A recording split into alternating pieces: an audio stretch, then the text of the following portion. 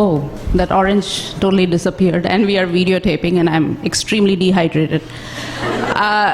Hello, everyone. I am Harini, Iyer, and I am not an athlete.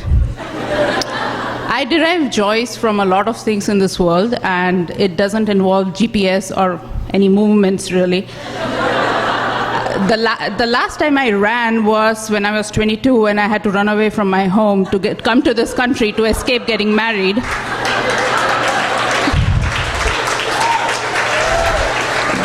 That was pretty much the last time I ran away from anything, and the last time I ran. Too bad Strava wasn't a thing back then. So anyway, the only time I really use Strava is times like these, when I'm thrown on the stage and I have my heart in my mouth and I have to record my heart rate. So what do I do at Strava? I am a server engineer, and I joined Strava about a little over a year ago, and I work on the performance improvement initiative, which is what this talk is about. So before that, I want to tell you a little story. So I grew up in India, and back in the 90s, when I was schooling, we used to get like about 2.5 months of summer holidays, and it was very common for us to, travel around the country. And so that's what pretty much every other kid was doing. And so the only mode of transportation back then was trains. And I grew up in a time when there was no internet, and probably the only thing worse than saying that is saying I grew up in a time when there was no fire. But no, I did. I grew up in a time when there was no internet. And so we had to go to these ticketing offices, and we had to buy physical tickets. So my dad used to wake me and my sister up at like 4:30 in the morning, and he'd drag us to this ticketing office. And the first thing he would do is he'd scan the room, because there are too many people there trying to get hold of best tickets possible, the best seats. And he would compute something. He would think about what are going to be the fastest moving queues, really. Right? He was 3 children short of totally avoiding that computation, but he had to do it. So he would pick 3 queues, and we'd be standing in all the 3 queues, right? So what I realized when I was writing this talk is I was taught to basically optimize very early on in life with limited resources, because you're always going to be short of resources. So flash forward to last month when I was in India, and now my dad is retired. He has this fancy phone with all the apps there, and he holds me responsible for the performance of every app. So he keeps complaining about, oh, you know what, this is so slow, and I'm like, what hurry are you in? Where are you going, right? So, but the fact is, technology has evolved, and with that, we have evolved. Our expectations have gone up. Patience has gone down. There is low tolerance for bad content, and there is absolutely no tolerance for slow content. So performance is a problem for every internet company today. And at Strava, I hope it's a simple product for our athletes, but for an engineer here, it's a pretty complex product. Right? So every time an athlete does a physical activity and he or she uploads it to Strava, it becomes a Strava activity. Strava activities are the building blocks of this product, with our athletes at its center. So why is Strava concerned with performance?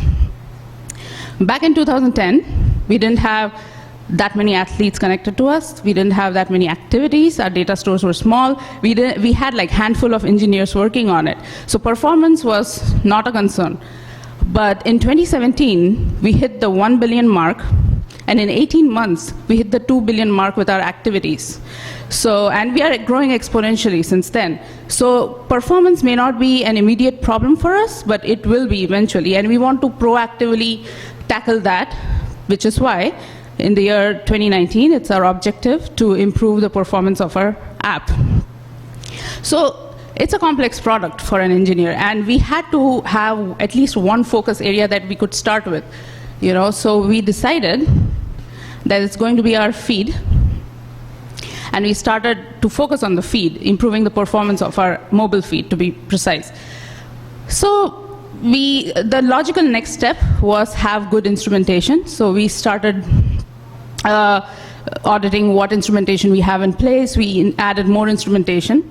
We plotted more graphs, which would help us identify the areas in our system which are slow. And it's such a powerful tool, right? It's a bearer of good news and bad news, but more importantly, it helps us in proactively monitoring if our performance is going down. So once we identify the slower parts in the system, we would then use the different tools we have to profile those parts of the system, and you'd find different problems and we'd solve it with the hope that it improves the performance. For example, one of the things we found is this query. It's select star from clubs where 1 equal to 0. Now, for those who are not familiar with SQL, you lucky people, what this means is, give me data from this table where apples is equal to oranges, or sun is equal to moon, or something totally ridiculous like that. It's a useless query. It's not going to return any data. But we did find it in our system. Now, I come from a .NET C# world, where an engineer has to literally put this query in the data layer for this query to exist, right? So I am on a hunt. I'm looking for that one engineer who has inflicted this query on the product. But the fact is that it's active record. When you do a data model.where on an active record model, and you pass in the filter, and if your filter is empty, it translates to that query. The fix was simple. Basically, just don't make that query if you don't have anything to filter on. Right? Simple. Now, this query was relatively cheap. It was like 5 milliseconds. But then it all adds up, because we found at least 10 places where we saw this query. And 50 milliseconds is a big thing in our world. So we fixed that. What I'm trying to say is, like, this is the simplest of examples that I could put in this 8-minute talk, but we look for, and we get more complex issues that we work on. And what I'm trying to really say is performance is hard.